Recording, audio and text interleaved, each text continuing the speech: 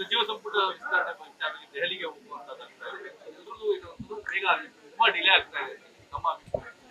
ಅದಕ್ಕೆ ಬೇಗ ಆಗ್ಬೇಕು ಅಂತಲೇ, ಯಾಕೆ ಅಂತಂದ್ರೆ ನಮ್ಗೆ MLC ಮತ್ತೆ ರಾಜ್ಯಸಭಾ ಚುನಾವಣೆ ಇದ್ದಿದ್ರೆ ನಾವು ಸ್ವಲ್ಪ ಅದನ್ನ ವಿಳಂಬ ಮಾಡ್ಬೇಕಾಯ್ತು. ಈಗ ನಮ್ಮ ಹೈಕಮಾಂಡ್ ಅವರು ಡೆಲ್ಲಿನಲ್ಲಿದ್ದಾರೆ. ಸೊ ನಮ್ಮಲ್ಲಿ ರಾಜ್ಯದ ನಾಯಕರುಗಳನ್ನ ಕರೆದಿದ್ದಾರೆ. ಸೊ ಚರ್ಚೆ ಮಾಡಿ ಆದಷ್ಟು ಬೇಗ ಸಂಪುಟ ವಿಸ್ತರಣೆ ಕೂಡ ಆಗುತ್ತೆ. ಇವತ್ತು ತಂದೆಯವರು ಕೂಡ ಹೋಗ್ತಿದ್ದಾರೆ, CM ಅವರು ಕೂಡ ಹೋಗ್ತಾರೆ. ಯಾವ ಮಾನದಂಡ ಏನಾದ್ರು ಫಿಕ್ಸ್ ಆಗಿದೆ ಸರ್? ನನಗೆ ಗೊತ್ತಿಲ್ಲ, ನನಗೆ ಅದ್ರ ಬಗ್ಗೆ ಏನು ಗೊತ್ತಿಲ್ಲ.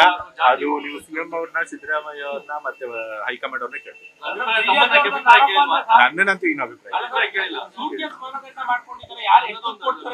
ಆ ತರ ಟೀಕೆಗಳು ವಿರೋಧ ಪಕ್ಷದವ್ರು ಮಾಡ್ತಾರೆ. ಬಟ್ ಸೂಟ್ ಕೇಸ್ ಮಾನದಂಡ ಯಾವ ಸರ್ಕಾರನೂ ಆ ರೀತಿ ಮಂತ್ರಿಗಳನ್ನ ಮಾಡೋದಿಲ್ಲ, ಇಲ್ಲಾಂದ್ರೆ ಸರ್ಕಾರ ಸರಿಯಾಗಿ ನಡೆಯೋದಿಲ್ಲ. ಸೊ ಹಾಗಾಗಿ ಆ ಥರದ್ದೆಲ್ಲ ಮಾಡೋದಿಲ್ಲ.